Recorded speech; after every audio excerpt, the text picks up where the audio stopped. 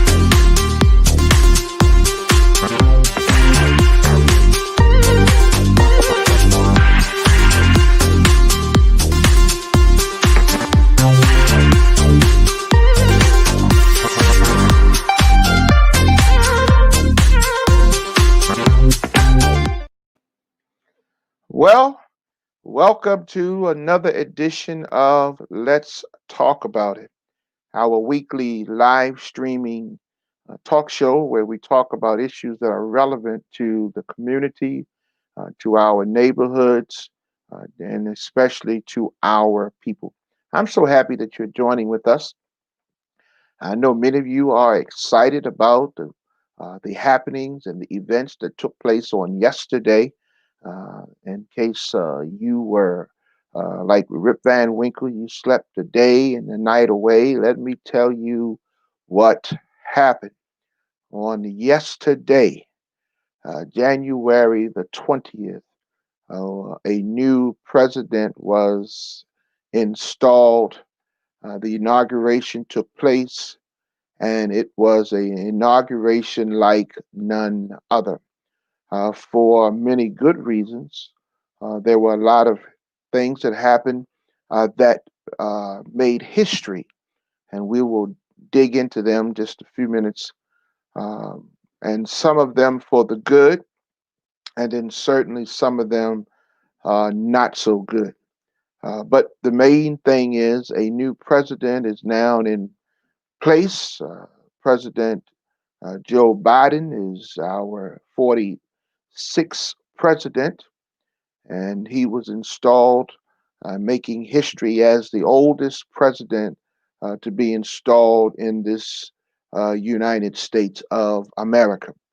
And then the vice president, the first African American female, well, first female, number one, and then the first African American female, and then also the first female of a different ethnicity descent. And so she was there, and then we have her husband, who is now the first second gentleman of the United States of America. And so there within itself is a lot of history. Also, President Biden's history with being part of the first African American president, and he served as the vice president to Barack Obama. But then he made history again, uh, being partnered with an African American as his vice, and who also is a female. And so, with that being said, there is a lot to talk about. The inauguration started early in the morning with the various events, as usual, the prayer that they service that they attended at the Catholic Church, and so he invited members, the two leaders from the House of Representatives, as well as the two leaders from the Senate to join him, as well as other dignitaries and guests. The theme of the inauguration had the overtone of unity, as he has been talking about since he has been solely elected as and confirmed as the president. He has been talking and preaching and communicating about unity. So there's been a changing of the guards with new direction. And so one of the things that we are not going to do um, for some time now is not mention the outgoing president, but we will refer to him as the previous administration or the outgoing administration for all of the things that he has done to African Americans and to our groups of people, both black and brown, and other persons of other descent. Certainly, we do not want to call him by name any more than we have to.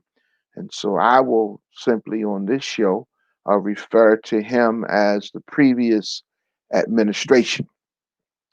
And so I'm sure many of you that had the opportunity, you watched the inauguration, you saw the stands to begin to fill up. But then we also had on the backdrop and in the forefront of it, the military. Yes, it was as if it was a war zone.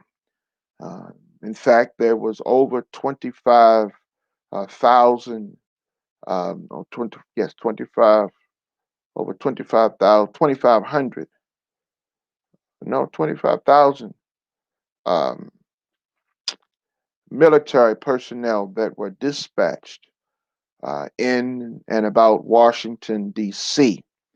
In fact, there was more military there for the inauguration than we have stationed abroad in four places, I believe they said, uh, over in the Middle East. And so, right here on home soil, we had members of the National Guard, members of of course, the Secret Service was leading the security for the inauguration. So we had the Secret Service, we had the FBI, we had the CIA, we had the Capitol Police Department, we had Metropolitan DC Police Department, we had the Sheriff's Department, we had the state police from various states that had sent persons in. We had uh, um, national guards from many of the states around this country, and so there was a whole lot of law enforcement present. In fact, they moved the security perimeter blocks out away from the Capitol. As you know, just a few weeks before, on the 6th, the same Capitol was bombarded, overrun, and an incitement took place where individuals took over or infiltrated the Capitol, created damage, went through the Capitol, was all in the boardrooms, all in the main hall, all of the places they were there. And so um, they are still, even as of today, they've had over 120 arrests, and they have indictments against individuals of various white supremacist groups, neo Nazis, and other persons that caused problems and trauma. And as you know, 5 people lost their lives as a result of that. Actually, it was 6 because one of the Capitol Hill Capitol police officers, a few days after, committed suicide.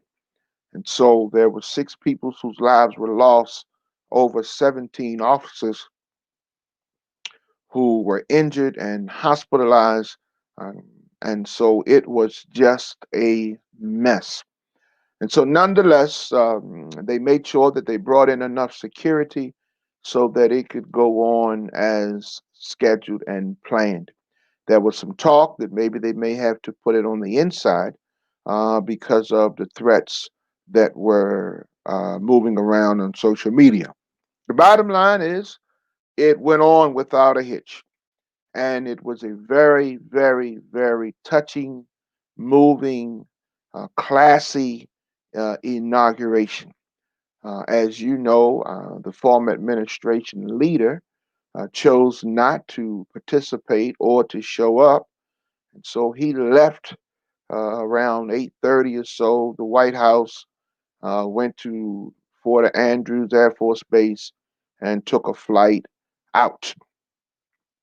However, the vice president did carry on the tradition, and he did come and showed up at the inauguration.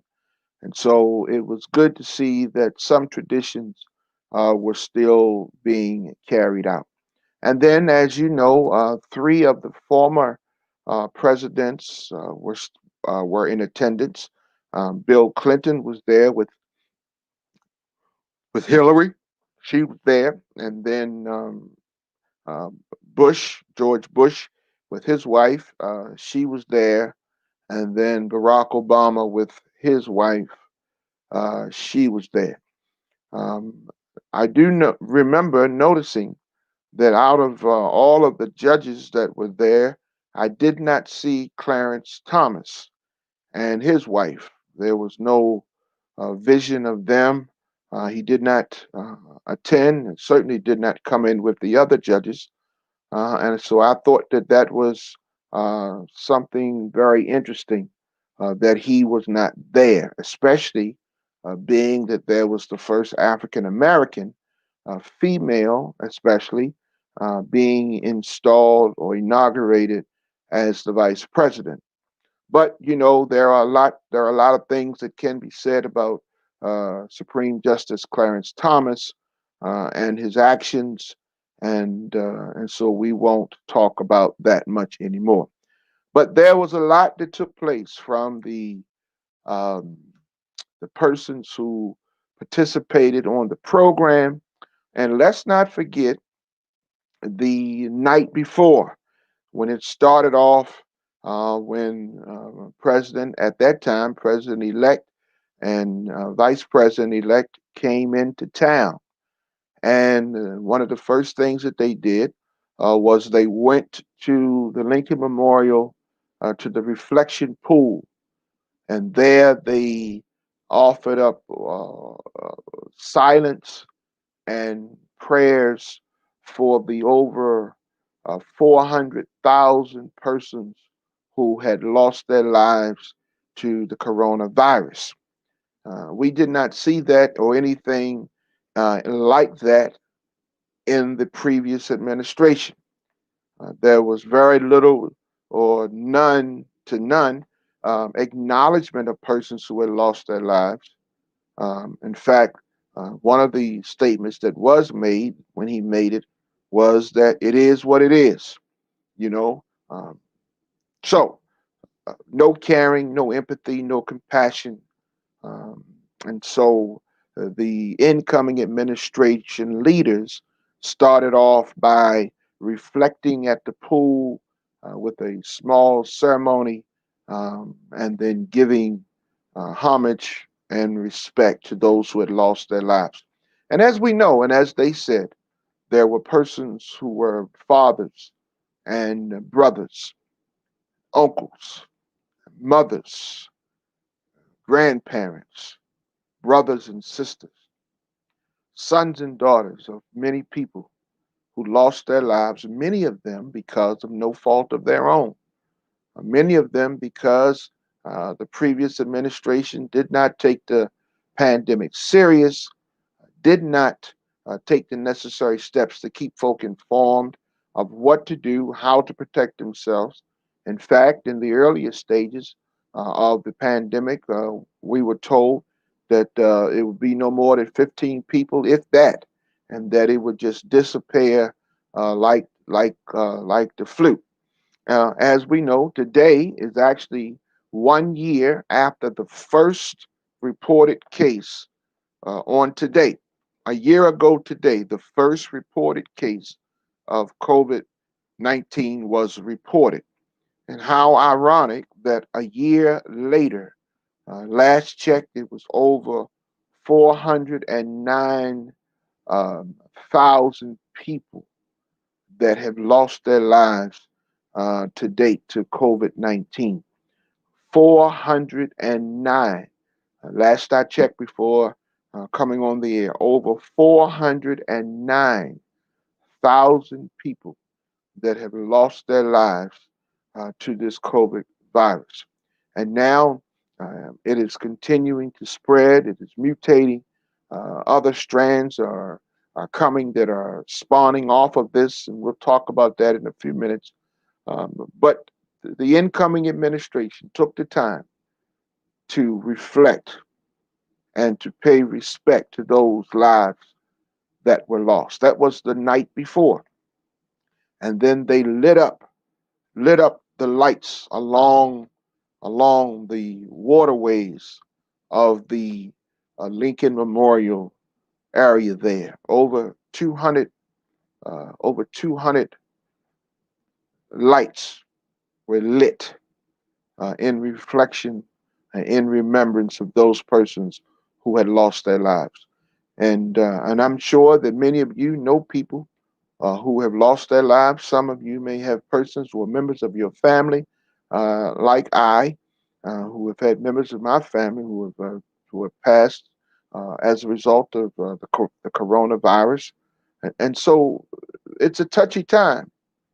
In fact, many people around this nation have not been able to even give final words of goodbye or closure.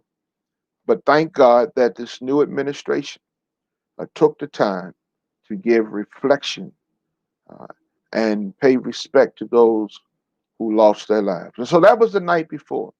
And so then the next morning, things started off as usual. And then the prayer service, and then they did the things that they needed to do, and then folk began to come into to the inauguration. Oh my gosh. There was good singing. I'm sure those of you who were there got to see the singers that were there.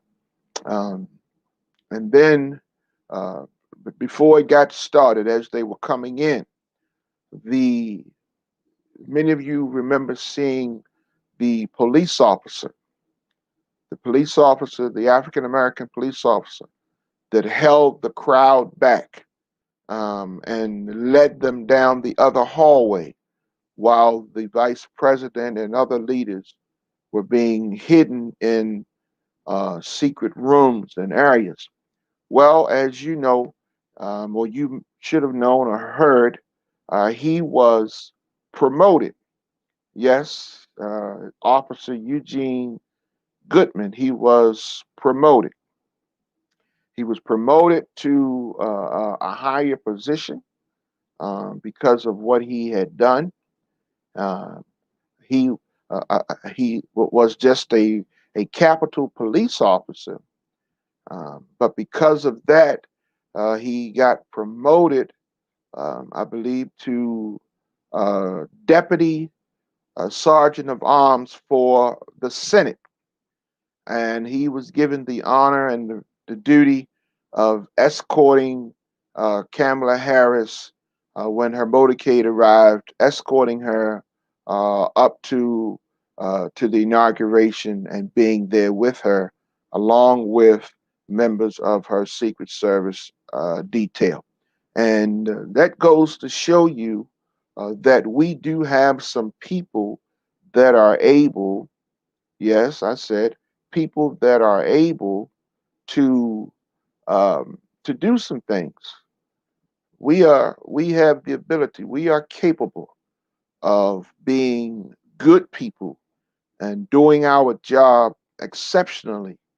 And as a result of him doing his job and and saving the lives, aiding in the process of saving the lives of those persons, because actually where they were and the persons that was there certainly was the vice president.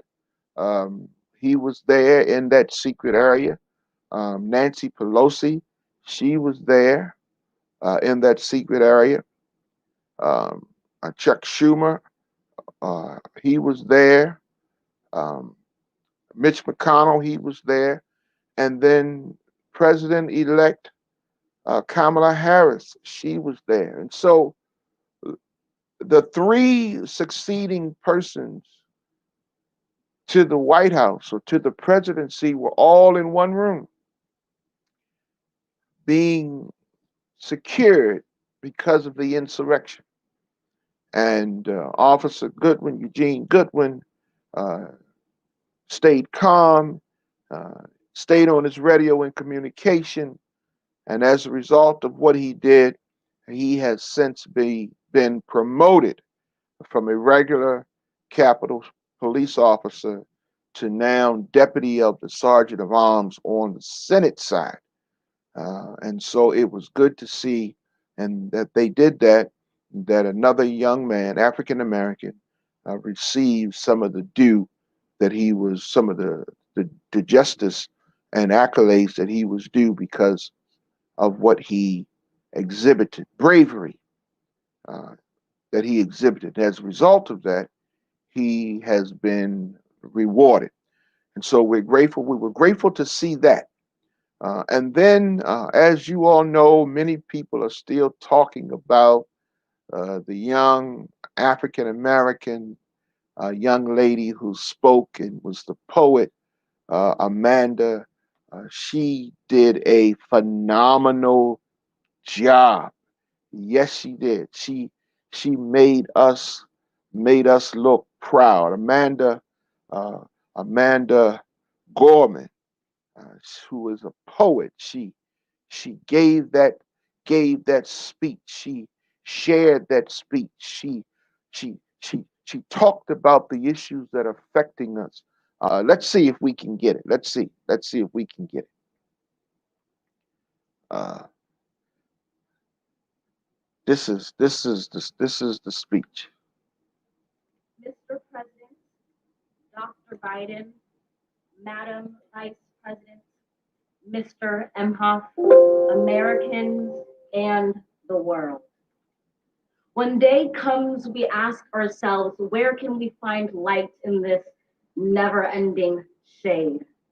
The loss we carry, a sea we must wade. We've braved the belly of the beast. We've learned that quiet isn't always peace. And the norms and notions of what just isn't always just is. And yet the dawn is hours before we knew it. Somehow we do it. Somehow we weathered and witnessed a nation that isn't broken, but simply unfinished. We, the successors of a country in the time where a skinny Black girl descended from slaves and raised by a single mother can dream of becoming president only to find herself reciting for one. And yes, we are far from polished, far from pristine, but that doesn't mean we are striving to form a union that is perfect. We are striving to forge our union with purpose, to compose a country committed to all cultures, colors, characters, and conditions of man. And so we lift our gaze not to what stands between us,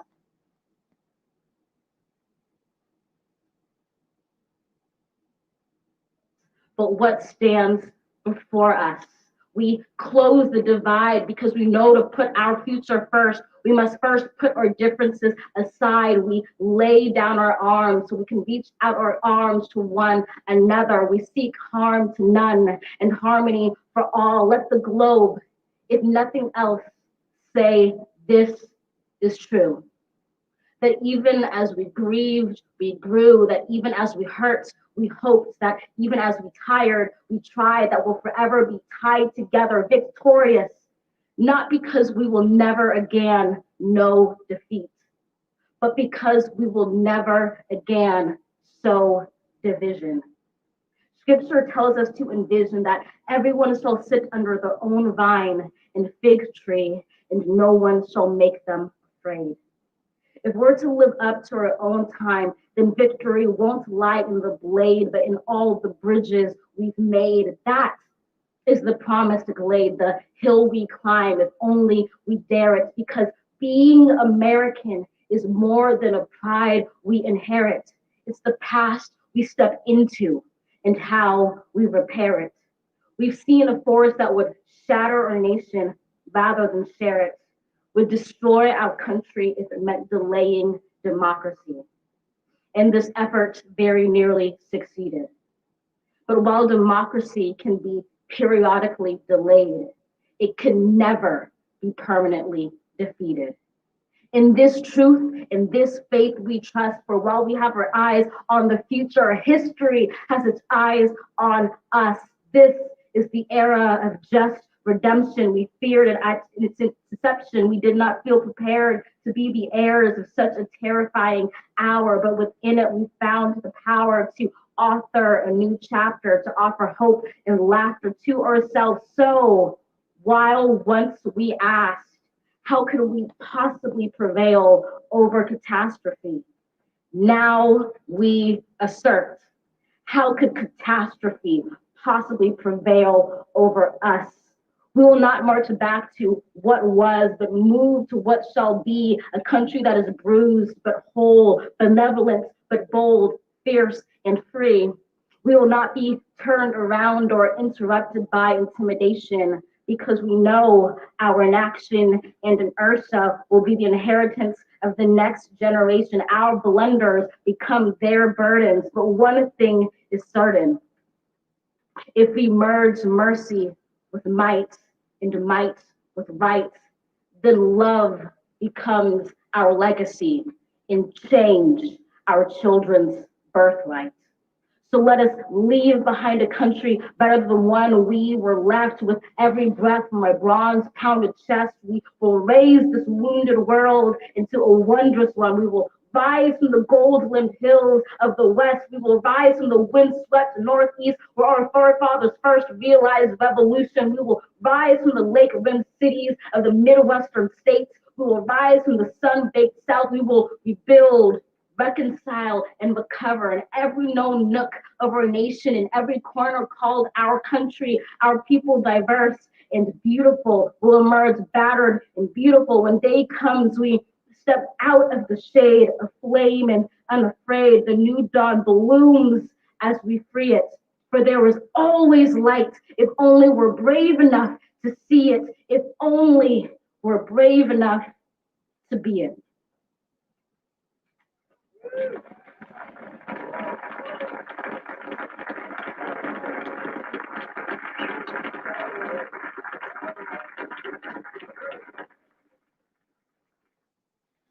And so there you have it. What was an awesome presentation, oratory, uh, right in front of us. And let me just say to you parents, you grandparents, that goes to show how if we continue to speak life and positive conversations and encouragement to our young people, there is no telling what they can do.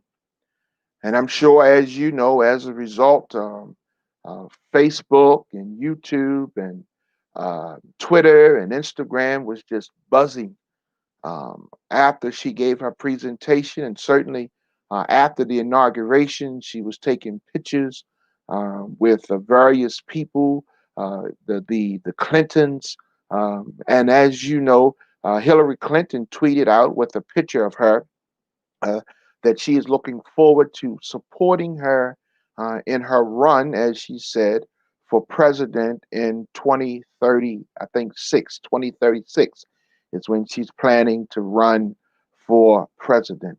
And so she's been making, even last night, they had her on CNN, and I'm sure a lot of the places today, the stations, she's been making her rounds on the circuit, telling her story, how she got started, the preparation that she put into this speech and what it meant to her.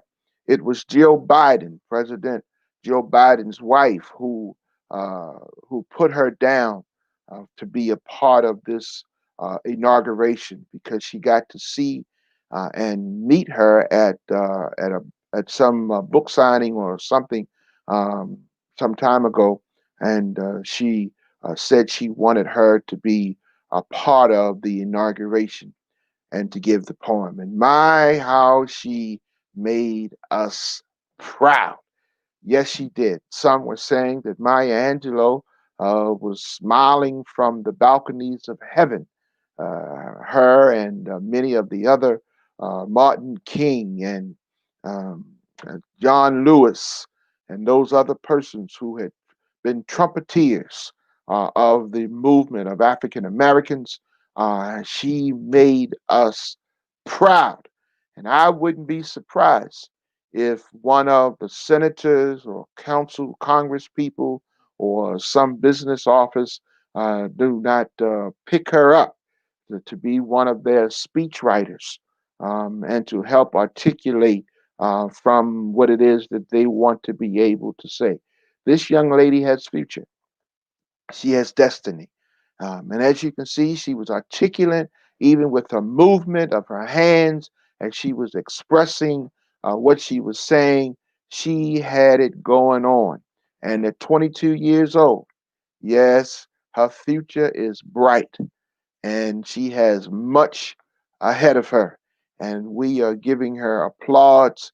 We are supporting her in her endeavors, and we're looking forward to seeing more of her and hearing more of her great, great poetry. So, what can we expect?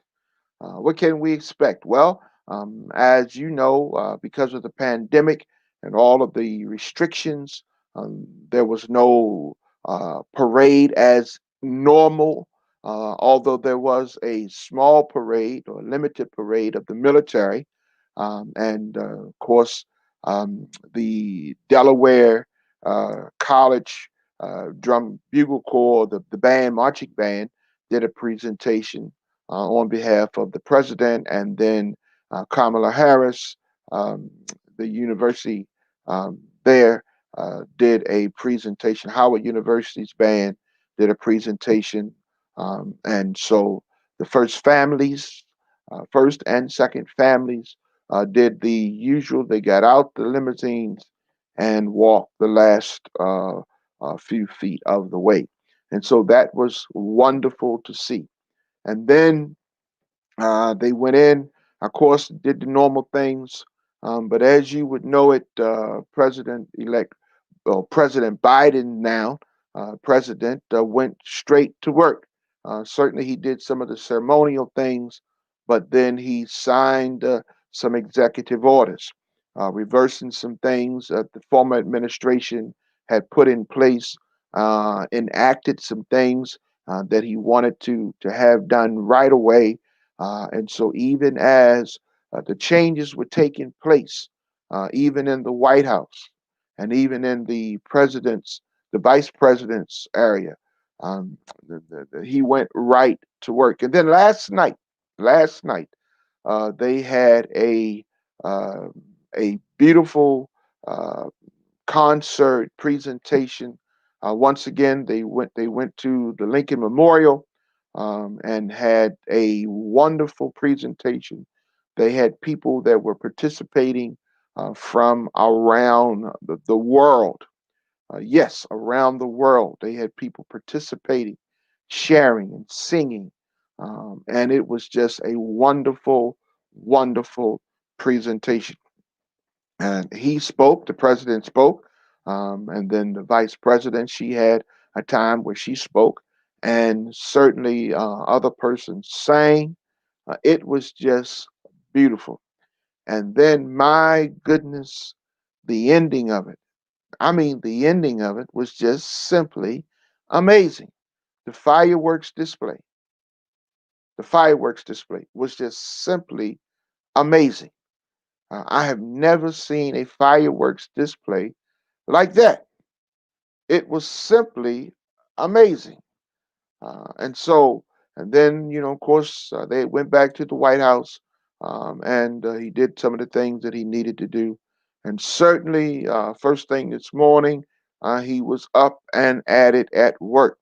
They're working on only to discover, we found out, which really shouldn't have been a surprise to us, that there was really no plan in place for the coronavirus distribution. And so they have to put some things together.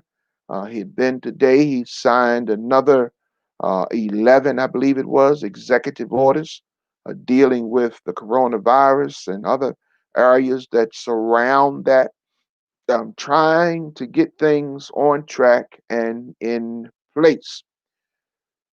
Again, his theme, his mission is unity. And certainly some of the Republicans have already started trying to derail some of the things that he wants to do. But listen,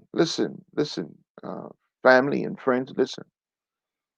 We've had enough for 4 years, enough of detriment, enough of bad policies, enough of ignorance, enough of hate, uh, lies being told, dishonesty. We've had enough of that. Let's put that stuff behind us and let's give it a chance. I know it's going to be rough. It's going to be tough. It's going to be challenging. But I believe, just like President Biden believes and Vice President Harris believes, we believe that we can make a difference. We have to start somewhere. We have to start somewhere. And unity, we have to have unity for the good. For the good. Yes, what we saw on the 6th, they were unified, but that was unity for the bad. I would like to see us begin to unify for the good. How do we do that? First of all, we have to stop running down one another. We have to stop uh, going behind one another's back and being backbiters. We have to stop going and doing the things that does not lift up each other, but tear each other down. Grandma used to say, if you can't say anything good about a person, don't say nothing at all. Maybe we need to get back to that. Maybe we need to just start speaking positive things. Maybe we need to just get back to just learning how to lift one another up. Just maybe. Just maybe if we engage ourselves in uniting ourselves for the common cause, for the good, for the good. We know it doesn't take much. Bad will always gravitate to bad. Grad will listen. You don't have to plant weeds in your garden. Weeds just pop up automatically. They just show up. I don't care how much you try to take care of your garden, how much you water it, how much you till the ground, how much you try to keep it pruned up and everything. Listen, weeds will pop up. You got to plant good seeds to get a good crop. But then if you want a good crop, you got to make sure that you take care of it. You got to cultivate it because weeds will prop up. So what we have to do, we have to cultivate our relationships. We have to cultivate our alliance that we have with others. We have to speak positive. We have to learn to unite ourselves. And that's why it's important for you to unite yourself with those who have common interests and those who have interests that is about goodwill, good works, good deeds. You don't want to align yourself with those who are doing bad and doing evil, who are not trustworthy, who are not dependable, people that you can't count on. We have to learn how to come together, unify ourselves. That's what we have to do. And if we do that, we can be just, we can get the same kind of comment that God gave those who in the scriptures when they were building the Tower of Babel. If you go back and read the scripture, when they started building the tower, they had purposed in their hearts and in their minds that they was going to build the tower all the way to heaven. That was their plan. And they began to work on it. And they started building. And the tower began to go up. God looked over the balconies of heaven and began to speak. And this is what God says: the people are of one mind, and there is nothing that they won't be able to do because they have come together as one.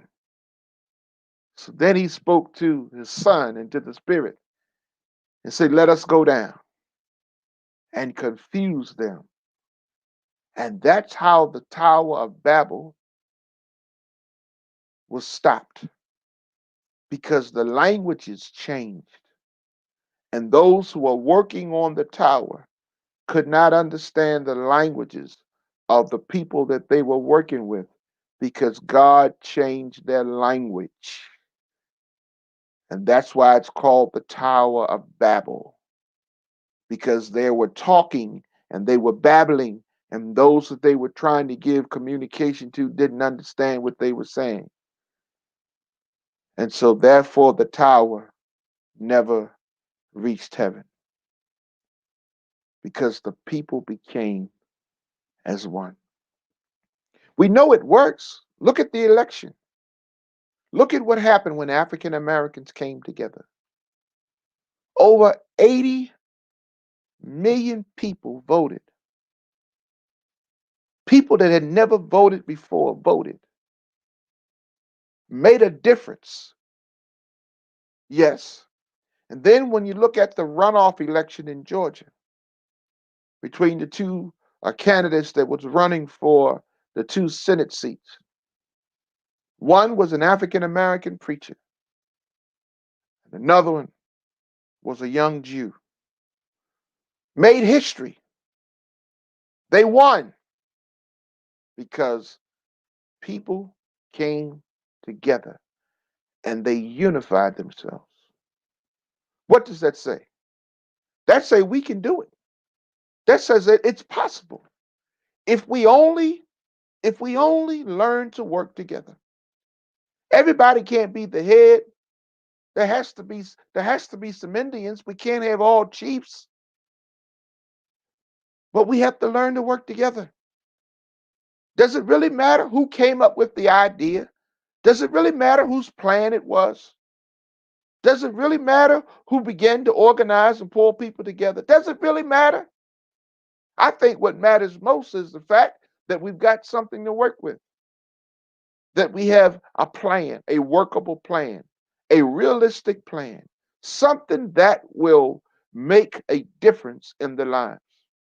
When you really think about it, the reason that many people have been able to survive in this pandemic is because folk stuck together. Doctors and nurses stuck together. Some refused to go home. They stayed because the pressure was so great, because the need was so great. They stuck together. They stuck together. And so unity, unity. In fact, when you check the record, the scripture, that was one of Jesus' prayers. Father, I pray that you make them one. Make them one. We have to become as one. We have to become unified. We have to become together. We have to learn that get behind a good idea, get behind a good plan, get behind a good project, get behind a good event. And then ask the question, how can I help? What can I do to make a difference? Yes. What can I do to make a difference? How can I help? How can I assist someone? How can I do it? That's how we do it, by unifying ourselves together. That's how we do it, by partnering with others that are doing good works. Everybody can't do everything, but everybody can do something. And so, if we're going to unify, if this nation is going to ever come together, we're going to have to get rid of those who are spewing and disseminating hate and hatred and misinformation, spreading lies, causing trouble, creating havoc. We're going to have to root them out. We're going to have to pull them up out the garden just like we do weeds, pluck them up. That's what we're going to have to do. And then cultivate the garden, plant some new seeds, plant some new plants, sow some new seeds. Yes, so that the garden can once again become beautiful, be productive, be prosperous, and that others who have the opportunity to share and gleam at it and reap the benefits of the hard work that we have invested, it'll make a difference. And so I encourage you, before we start knocking all of the plans and all of the programs, before we start talking about what won't work, before we start criticizing, let's give it a chance. Let's give the president, the incoming president, a chance. Let's give the vice president a chance. Let's give the new members of the Senate, the Congress, and the House of Representatives, let's give them a chance. No, we're not going to always agree. No, we're not. We're not. But let's find, like the president said, let's find the common ground and then work to overcome those areas where we differ. That's what we have to do. We have to respect one another's opinion. We have to respect one another's ideas and aspirations. We have to respect them. But let's meet each other where we are. We ought to be able to agree to disagree. But then, as the scripture says, come, let us reason together. Yeah, reason together. Let's sit down. Let's work out our differences.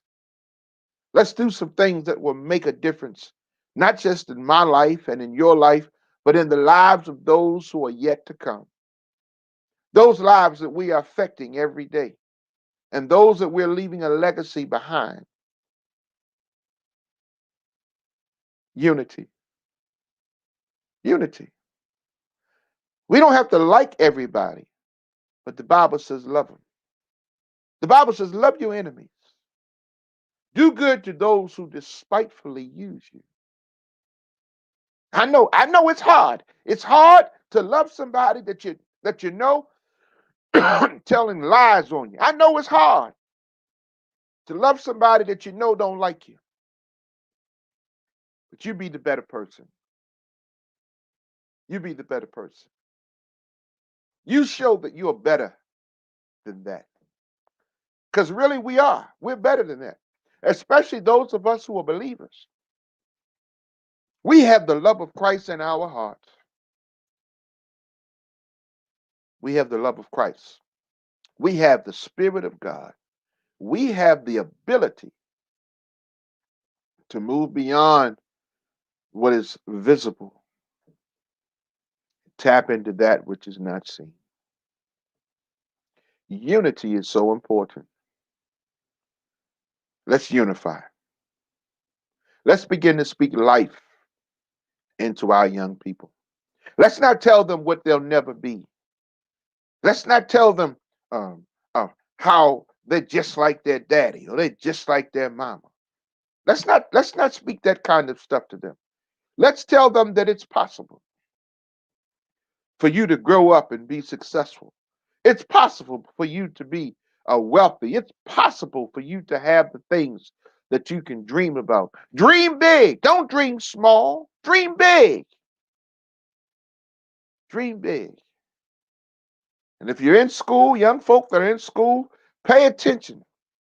I know right now we've got challenges with COVID and you're doing learning online and virtual. But listen, learn all you can. Get all you can get so that you can put it inside you and you have something to build on. And then as things begin to change, situations begin to open up, colleges begin to open up and begin to invite students to come back to school. You'll be able to graduate, get your degree, move on and work on your dreams and build a family and build a life, build some wealth. Yeah, you can do that if you start unifying. Unity coming together right now, we can do it. We have to speak to those persons just like the young lady did. Shamanda, did you know, if you heard her story, how she had a speech impediment and for years she was not even able to pronounce words that had the letter R in it? It wasn't until just recently that was able to overcome her speech impediment. Really? And for her to be able to stand there in front of the world, it was not just the United States. There were people that were watching from around the world. Other leaders were watching her. And she stood there with her great poise and her articulation of words. And she spoke with meaning and with power. Yes, congratulations, Amanda, for an outstanding job. You made us proud. You made us happy. We congratulate you. And so imagine how her life, her family's life is going to change. It's already changed. It started changing last night. I'm telling you, she has been invited on the news circuit. I didn't see it today. I didn't hear. But look for, if she hasn't been there already, look for her on Oprah. Look for it on all of the main medias, all the main shows. And then listen out for what she's going to be offered. Oh, yes, she has great things in store for her. Why? Because she dared to dream. And so, even for her to say that she's going to be president one day, she's going to run for president in the year 2036, I think it is 36 or 38. Look for her. Look. What she's actually done is launched her presidential campaign right now. That's what she's officially done. This is 2021. In another 15 years, 16 years, look for her to be running for president. But she launched her campaign unofficially yesterday. And look at how many people around the world, black, white, brown, Native Indians, look at how many people She has captured with her poetry. My, my, my. Where is she going to be in 10 years? Mm, something to think about, isn't it? Something to think about. Where is she going to be in 10 years? 10 years. So speak to your young people, encourage your young people, let them know that they have the ability to rise up above their situations and their circumstances. They have the ability to rise up above poverty. Where you live doesn't determine who you are. Where you go to school doesn't determine who you're going to be. Deep down inside of you. And that's not just for young people. I've got some folk that are watching me, old heads. It's not too late for you. No, I know you've had some challenges. You've made some mistakes along the way. You've fallen down, but I say to you, brush yourself off and get back up. If Amanda can do it, you can do it. It's not too late for you. You have great opportunity. But we have to learn to do is unify, work together, come together, stand together. We have to do that. And my friends, if we do that, guess what? We will be successful. That's why we keep pushing and we keep coming on. I'm pushing right now for this year. I am reaching, trying. I need your help. I am trying to get 500 subscribers to our YouTube channel this year. I am pushing to get 500 subscribers to our YouTube channel. Let me say that again. I am pushing to get 500 subscribers to our YouTube channel. We have a plan. We have a plan of action. We shared it with you before. We have a plan of action. The first part of the plan is to organize. We galvanize. We are in the galvanization stage of our 5-point plan right now. We're galvanizing. Right in the midst of a pandemic, we're galvanizing. Right in the midst of COVID-19, we're galvanizing. We haven't been able to come together and have any major event socially because of physical distancing, but we're galvanizing. And so we're pushing. We're pushing. And I need your help. I am trying to get 500 new subscribers to our YouTube channel in this year of 2021. Will you help me? Will you unite with me? Next week, I'll have some good information to share with you as it relates to that project. But yes, yes, we are about a good work. Doing what? Bringing folk together. The president has it as his agenda. We've been trying to unify for a long time. We didn't just start it. We've been doing it for a long time. And thanks to you, many of you, you have helped us with the things that we have done. You have supported when we had our reforms on police reform, when we had our drive along, when we did it through the city. Some of you supported us, was a part of the procession, the drive along motorcade. And I thank you. I really do. We have already been unifying ourselves. And so I encourage you, don't stop. Let's ramp it up. We just have to be creative with the things that we do. And I know we can do it because we have it inside of us. Greater is he that's in you than he that's in the world. We've got some challenges. We've got some hills to climb. We've got some mountains we've got to get over. But guess what? It's possible. It's doable. And we can make it. Well, my brothers and sisters, I'm glad to have spend this time with you. I'm happy that you shared with us. Please reach out to us. We'd love to hear from you. We'd love to hear from you. Reach out to us. And don't forget, you can make it if you try. Don't quit. Don't give up. It's just a matter of time. As the song says, weeping may endure for a night, but joy comes in the morning. Thank you for joining in with us. Look forward to seeing you on next Thursday, same time, where we'll be talking about issues that are relevant to our community. Thank you and have a great evening.